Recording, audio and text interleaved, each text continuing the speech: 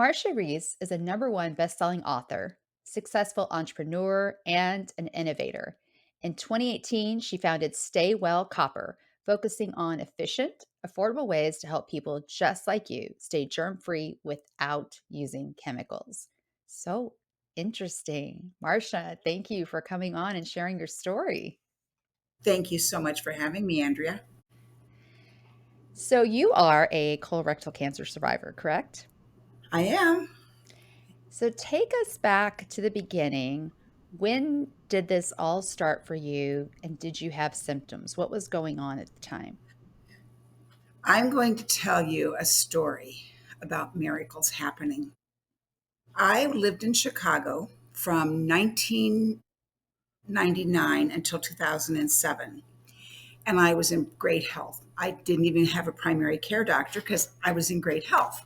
And a friend that I had been dating at the time offered me a birthday gift of a trip to Cooper Clinic in Dallas. And it was a week-long stay. And the first portion of the stay was a complete medical exam. Every organ, orifice, and organ was examined. And then the rest of the week was seminars on how to live long and strong after one of those ages that ends with a zero. And I arrived late. My flight was late. And my next day, I had a colonoscopy scheduled. I had never had one. My grandmother died from colon cancer, but I had never had any issues. So I wanted to cancel the colonoscopy because I didn't want to get up that early and drink all that junk and be up all night. But someone inside said, drink the stuff, take the colonoscopy. So I did. And I had the colonoscopy the next morning and I awoke from it. And they said, we'll call you. The doctor will let you know in a week or so what your results are and go enjoy your rest of your day. So I did. And about the next day at lunchtime, one of the nurses from his office tracks me down and says, Dr. Abrams would like to speak with you. Uh-oh. I knew right then what Dr. Abrams was going to speak with me about. He had no reason to call me into his very quiet, dignified, quiet office. And I walk into the outer room, and of course, they offer me tea. And do you need anything? I say, oh, crap, just tell me the oh crap, I say in quotes. Yeah. So I go into his office and he tells me that they have found cancer in my colon and I need to I need to get to a colon rectal surgeon as soon as I get back to Chicago. Now, the first miracle is I even went there. I even took the colonoscopy because I didn't want to. But then after his news, I went back to my hotel room and I cried for 20 minutes. And then I just shook myself off and said, stop it. You still have cancer and now your eyes are all red and swollen and puffy and your head's stuffed up. And I didn't have a doctor. So I put myself together. I took a shower. I just thought, I'm going to forget about it till I get back to Chicago. That night, I went back to my hotel room and I got a call from a gentleman I had had a very chance meeting with in Chicago. He was the president of the Denver Board of Realtors, and he knew I was in the process of looking to move back to Denver, and I was looking unsuccessfully for a home. So he had called me that evening, and I remember the call, and he said, "Hello, Sunshine. How are you doing?" I said, "Oh, Bill, it's good to hear your voice. I've just had a crappy day because I just found out I have colon rectal cancer, and I don't even have a doctor. And now I've got to find a surgeon." He goes, "It's all taken care of. I'll give you the appointment tomorrow." What? Uh-huh, exactly. So the next day he calls me and he said, "You have an appointment with the #1 colon rectal surgeon in the city of Chicago." And it was like 6 days later. I said, "How did you do this?" Because he used to be my next door neighbor when my wife and I lived in Winnetka. Now, is that a God wink? So Wow. I don't know how. I have had so many of these wonderful things in my life. There has to be a God watching out over me. So I go back to Chicago. I don't know this doctor. So I decided that my colon was going to write him a note. I believe in the power of thank you. big time. It's gotten me so far in my professional career. So I sat down and I wrote a note from Marcia's colon. I know you see a lot of us, but I want to make sure you're wide awake and don't party the night before. And just the stupid stuff I wrote. I don't know what made me do it. And I sent it to him in the mail. So the next 2 days or so, we have our first visit before the surgery. And he says, in my whole career, and he's the number one colon rectal surgeon in Chicago. In my whole career, no one has ever sent me a note, much less one from a colon. From their colon. It did, I love it. it did exactly what I wanted you to do. I wanted you to know who I am and that this is a big deal to me. So that started a whole different a rapport that he probably doesn't have with a lot of patients. Anyway, I was very, very, very lucky. They went in, they found the cancer had not gone through the colon wall. They took out 14 inches of my colon, all Whoa. laparoscopically. I didn't have to have any chemo, no, nothing. I was done. I had to have a lot more colonoscopies, but that was the best cancer story your listeners are going to hear. So, first of all, go get your colonoscopies. And second, if you get one, make your doctor a friend. Let me ask you, because you said birthday ending in 0. How old were you when you had the colonoscopy? 50. Okay, so you were due for one. I mean, Mhm. you needed one. Yeah, No, especially I'm not with your crazy grand. about going to doctors, but with my grandmother's history, Yes. I should have. Yeah. Yeah. So that came. So my other question, which is sort of unrelated to the cancer, but what made you want to go to this clinic for a week where a colonoscopy is part of it? Because I'm thinking spa, sure, or even a retreat where where it's yoga and you get me up at 6 a.m., which would be horrible, but I would do it. But I can't think of a single thing that would convince me to go to some wellness thing where a colonoscopy is part of it. So, Well, how in it the was a world? gift. It was a gift from this friend who knew I was very, very active. I was always on the go. I didn't sleep a lot. And he knew I'd never take time to have a full, complete, top to bottom physical. Everything Wow. was given.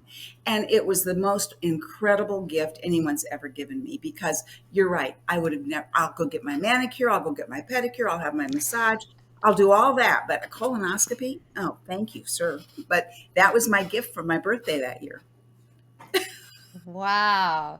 So when you were going through this, who was your support system? I was in Chicago by myself. I guess it was probably him. And I didn't have much of a support system. And fortunately, Andrea, I didn't need too much of one because things turned out to be as good as you could possibly hope for. Do you So have kids? I do have two grown kids that were back in Colorado, which was why I was moving back to Colorado. They were both in graduate school. Mm. And I really try not to burden them with, oh, mom's got a colon issue. I mean, I try not to because I want them to enjoy their lives and not, and mom's tough. Mom can pretty much fight through most battles, and they know that. Um, You did tell them. I'm sure I did afterwards. I didn't want them to worry before. Whoa, whoa, whoa. You didn't tell them before? No, I Why? didn't know They what. were adults, right? No, well, yes, but I didn't have anything to tell him yet. I didn't know what the outcome was. I didn't know if it was going to be, there's a whole gamut of what that outcome could have been. After your surgery, what did they determine? What stage were you? I mean, taking out 14 inches is still a lot. I'm sure it's been so many years ago. It was, let's see, how old am I now? 13 years ago. So I'm assuming it was stage one because it had not penetrated the colon wall. And I think that still holds you in stage one. Okay. And no, like you said, no follow-up chemotherapy. No, nothing. And that's what, how vain we are. I was in the bathroom thinking, oh God, I'm going to lose my hair. I'm not thinking about I'm going to die of cancer. I'm thinking I'm going to lose my hair. And, oh. I crazy find day. that so fascinating though, because everyone handles that issue differently. Not just women, but men too. Everybody sort of handles that differently. And for some people, that's where they go right away. Um, so I don't, so what? If that's your first reaction, that's okay. I mean, Oh, and I just didn't want yeah, to be sick and out of the loop of life. I just didn't want to yeah. give up X months to a crummy disease. And I'm going to get on my bandwagon, if you'll let me, my soapbox. The billions of dollars that have been donated for cancer research, and this amazing country cannot find a cure makes me nuts. So that's my soapbox. Well, I wouldn't say it's just our country in terms of finding cures. So, The whole world. um, yeah, you are lucky they caught it early, but you know that. I mean, but still, no one Yes. no one should have to go through cancer. But the colorectal cancer patient I mentioned that I spoke to earlier today, I need to make sure like all these get in the same month together, all these interviews. He is in stage 4 and he didn't God bless him. really he had some symptoms, but he sort of ignored them, and then it got to the point where it spread to his liver, and he was having essentially liver pain is what it was, and it was trying to figure out what that was that led to the actual cancer diagnosis. Oh, my Yeah. heart goes out to him. I know that. It's just a hard journey because you don't know what's going to be around the next turn. So you mentioned that since then you've had a lot of colonoscopies. So how often do you have to have a colonoscopy now? And have you had any scares since? Almost in every colonoscopy, they take out polyps. And no, they've all been fine. Um, and I do think that since that happened, I have changed my eating habits a bit. I have a genetic sweet tooth. It my Genetic. It's terrible. I do. My whole father's side of the family, which is my paternal grandmother that had colon cancer. We all have, we love, we're from Iowa. We love to bake. We love to feed people. That's what Iowans do. And I love sweets. And it's all one of that side of my family does. And I know sugar is a big fuel for cancer. But I also have cut down a lot on the meats that I eat. I don't eat near as much meat as I used to because I have also heard that the growth stimulants that's in our meat industry can also be a trigger. Now, since June 1, I have been trying to give up sweets, and I've succeeded all but 3 days. Well, now I It have to makes ask what me so grumpy, but because I know it's not only my colon, but my whole body is better without all that refined sugar. But oh God, I could wrestle you to the floor for an almond joy bar. I It was just gonna doesn't ask you what's your favorite? almond joy, although my last name Almond is Reese. Joy. I like Reese's too. Almond Joy, really? Oh, I love almond joys. And it doesn't have to be fancy Godiva or any. My husband loves See's candy, so I've asked him not to buy any, or if he does, don't let me know where it is. The only secrets we keep from each other is where's your candy stash, Oh because my god. I'm irresponsible around sweets. Okay, well, this totally leads me to another question. You're married now. Were you not married when this happened? I was not. I was not. Okay. Way back in the 1970s, before you were born, I invented sidewalk chalk and brought it to market and grew it. I had five. No. I'm the sidewalk No. lady. Yep, I did. And I grew it to 5 factories, 2 in Colorado and 3 in China. And then I was very fortunate to sell the company to the world's largest toy company. And it was quite an event. And I made more money than I ever thought I would in my life. And then my marriage of 24 years eroded, it Oh. dissolved. So I was single for those 10 years that I lived in Chicago. A toy company in Chicago, the sixth largest in our country, asked me to come in and run one of their divisions, and I did. And it was so much fun. I just because in my family, divorce is very verboten. I just threw myself into my work. I loved it. It absorbed me. It gave me the purpose. And I love product design and development and marketing. So I did that as a way to cope with the biggest failure of my life. So I was not married during those years, which probably is another reason I kind of cocooned myself a bit. Okay. How did you meet your husband? After 10 years in Chicago, I had my first grandson. And we used to go, Oh, I would bring my daughter into Chicago 1 month, my son the next month, and the third month I would go back to Colorado. So we saw each other every month, which is as much as grown-ups want to see their mom. And then when Sweet Will was born, oh my, I just could not be in Chicago. So I that's when I started the search for the house back to Denver when I met the realtor in this restaurant. So I finally bought a home in Denver, and I was when I moved from Chicago, I gave my daughter power of attorney to close on the house, and then I drove with a college girlfriend. We drove to meet the movers and to get the house settled. And when I got there, I noticed that the house had walnut hardwood floors, and they had this weird staining all over them. So I called the realtor and I called the builder and I said, I don't know, could you come look at these floors? Because it was a brand new build. And they both agreed that the final cleaning crew had used some kind of an acid, somehow had gotten in their mop when they were cleaning these floors. So they put me up in a hotel. And so until they refinished all the floors in the house. And so every morning and every lunch and every dinner, Mary and I would go to a different restaurant. And we would sit at the bar to meet people, not to pick up people, but to meet the people is that now were, is this in Denver now? yes. Got I it. had Okay. never lived in Cherry Creek, which is a section of Denver, and I wanted to get to know what the vibes were. And I Sure. met a lady in the bathroom of a restaurant whose sister was married to a Rockies baseball player. And she had come here from Washington, D.C. to help her sister open a shoe store. And she said, and I said, we're about the same age. It'd be fun to make a friend. So we exchanged information and agreed that we would. So a few days later, maybe a week later, got this beautiful invitation in the mail for their fall preview show.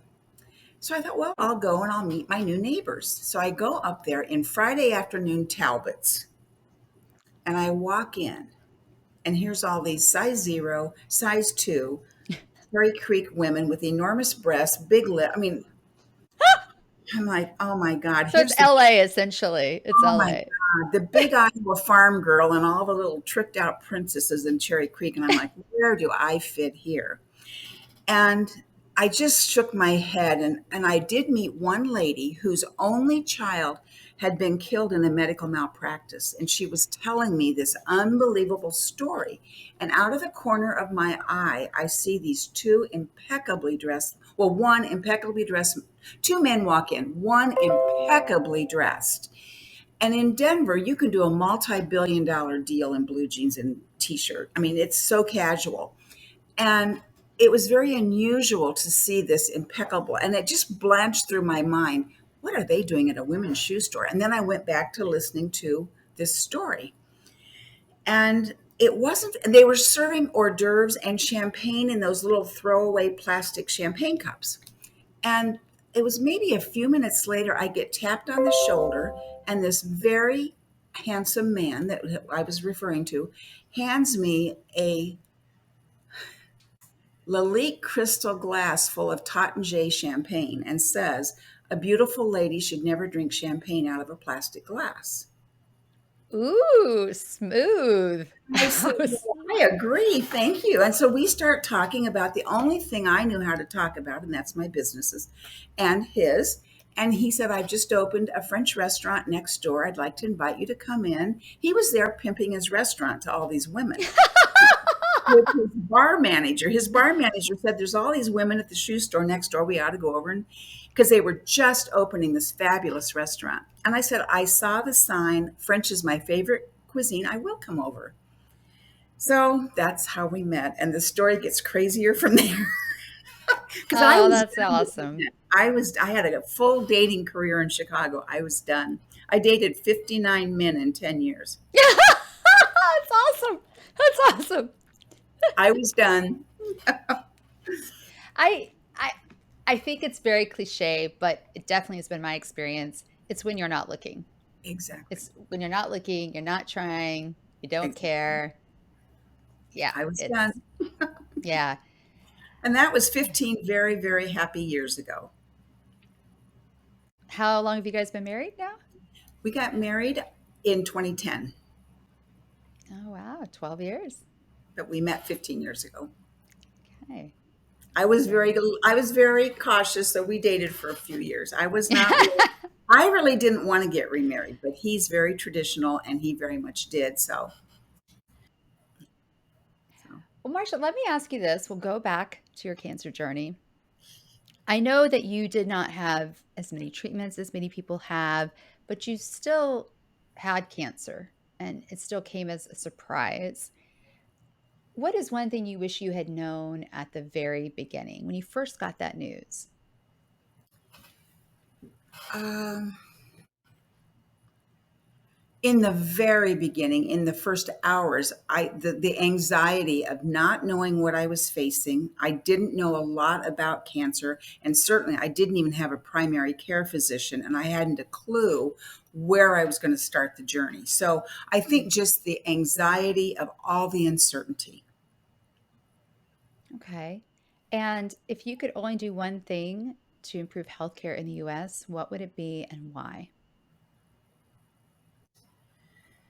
Oh boy, if I could improve healthcare in the US, I would. Oh, this is not the answer you expect.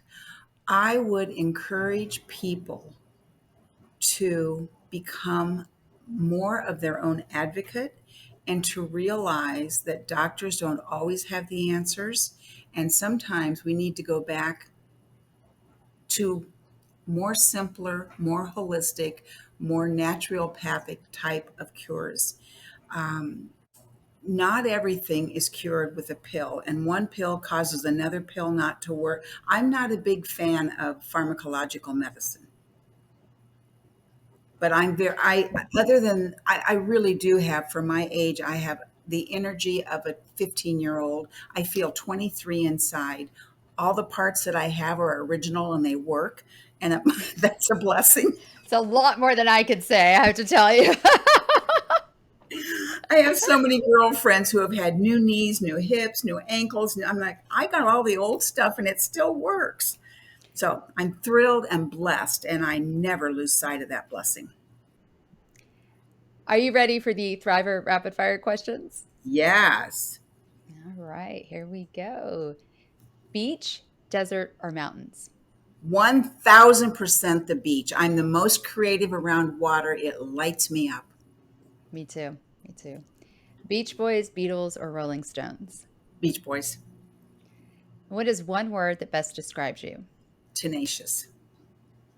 And before you die, what is the last song you want to hear? My way. Well, now knowing that your husband is a chef, what is the last meal that you want to eat? I don't care what it is, but it's more who it is with my husband and my kids and grandkids. That's my last meal. I don't care if they feed me worms out of a can, just that they're there with me is all that matters. Well, I think you answered the next one. The last person or people you want to see? Yep. Kids and grandkids. And the last words you will speak. I'm already missing you. Oh, that's so beautiful. Oh. And aside from Cancer U, what's one resource you would recommend for cancer patients and caregivers? And also, please be sure to tell people how they can get in touch with you.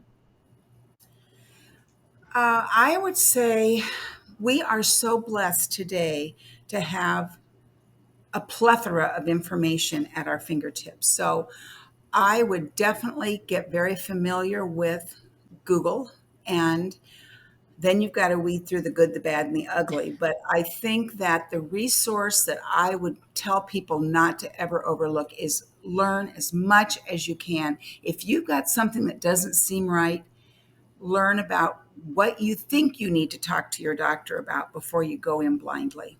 Yeah. And then my contact information is Marcia, Marcia, at staywellcopper.com. And I'd love to hear from your audience. Marcia, thank you so much for coming on today. And by the way, you look very lovely. And thank you for sharing your story. Thank you so much. And I wish you all a wonderful weekend. Stay well, be blessed, and stay happy.